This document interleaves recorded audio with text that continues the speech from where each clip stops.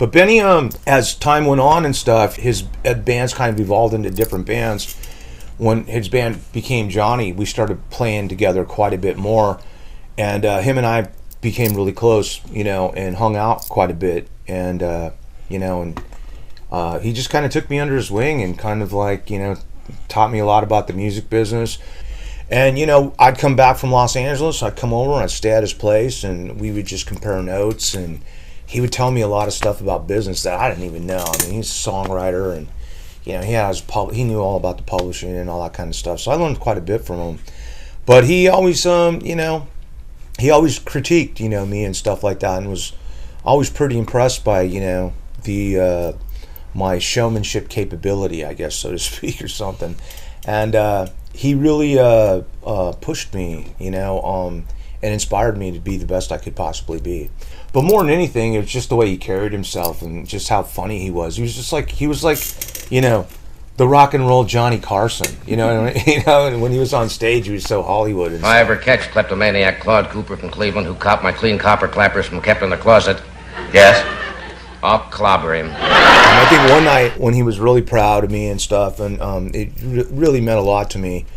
I just came back from L.A. and I went up to his house and was partying with him and Keith, Bellino, this guy Bobby D, and myself and Bennie. And we had and De La Rosa left Johnny, and we had a personnel change in Babylon at the time.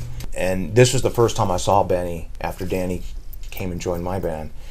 And I didn't even know Danny joined the band. I mean, I heard there was a meeting by the pool in L.A. when we're at the apartment I lived at, and there was Danny sitting right there, and I'm like, what the hell's going on, But I went over to Benny's house, and we're all hanging out, and Benny was all talking about, or asking me, him and Keith, he goes like, so what's it like? I mean, did you guys shoot the video? I go, yeah, we shot the video about 3 weeks ago, and I think it's going to come out soon, And he goes, what about De La Rosa? How's De La Rosa? I'm like, I don't know. I've never even played with him, I mean, we haven't even jammed with him yet.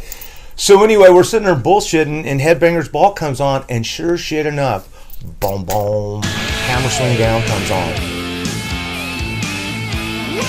And Benny's all, James, check it out. Look, you're on MTV. And I'm like, holy shit. I was like in shock, and Bellino and Bobby D were just like, is this real? And there's De La Rosa, wow, wow, wow, with his whammy bar and shit, just getting down and freaking. It was a really good performance video.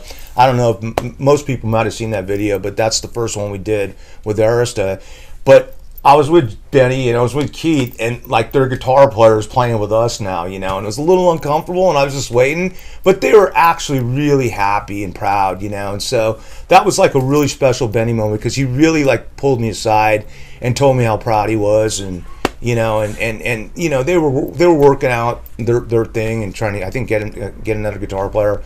I really don't know what the state of the band was at that time, but I just remember him just really genuinely being just super happy for me, and and happy for the band too, that he knows the amount of work that we put in, and how it paid off, and there it was, it was right on MTV.